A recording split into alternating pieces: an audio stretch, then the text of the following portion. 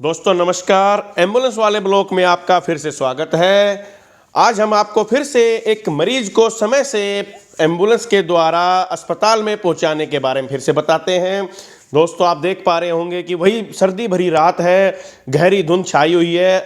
हमें दोबारा से एम्बुलेंस कंट्रोल रूम से फिर से दोबारा इस बार एक छोटी बच्ची को ले जाने के लिए कॉल आती है, जो कि उस बच्ची को हमें उसके घर से लेकर और सरकारी अस्पताल के नज़दीक जो हमारा ट्रॉमा सेंटर है उसमें भर्ती करवाने के लिए हमारे पास कॉल आती है।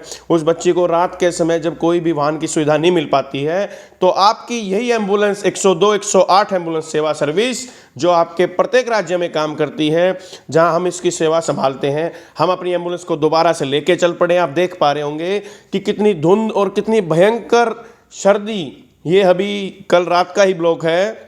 आप इसमें देख रहे होंगे कि इतनी भयंकर सर्दी के बाद हमारी गाड़ी उस बच्ची को लेने के लिए निकल पड़ती है।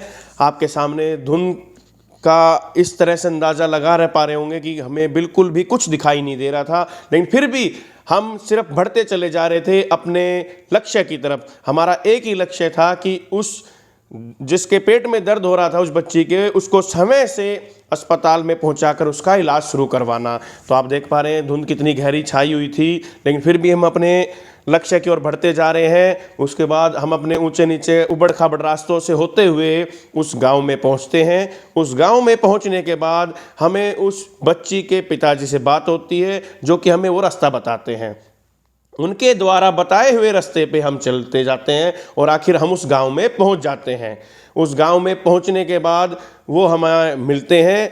उसके बाद हम उनको अपनी एम्बुलेंस में बैठाते हैं। आप देख पा रहे हैं कि अब हमने किस तरह से उनके पिताजी के साथ उस बच्ची को हमने एम्बुलेंस में बैठाया है और बैठाने के बाद हमने ये दरवाज़ा बंद कर दिया। अब दरवाज़ा बंद करने के बाद हम अपने वही लक्ष्य की तरफ चल पड़ते हैं। अब हमारा एक ही लक्ष्य कि ट्रॉमा सेंटर में जल्द से जल्द इस बच्ची को पहुंचाया जाए। इस बच्ची के बहुत ही ज़्यादा पेट में दर्द हो रहा था, क्योंकि इसके पथरी की वजह से बहुत परेशानी आ रही थी और इस बच्ची को बहुत ही असहनीय दर्द हो पा रहा था।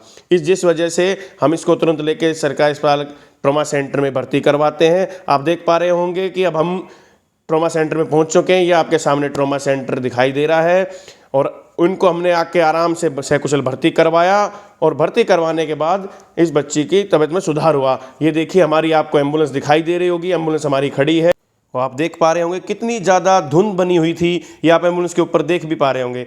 अब उस छोटी गुड़िया के पिताजी ने क्या कहा, किस किस का धन्यवाद किया, आइए सुनते हैं उन्हीं की जुबानी। आप देखिए आगे इस वीडियो में। सतीश कुमार चौकदार, गांव खटावली से हूं मैं। भाई की लड़की निशा कुमारी डॉक्टर ऑफ नरेंद्र कुमार है, जो उसके पेट में दर्द अचानक उठ गया था।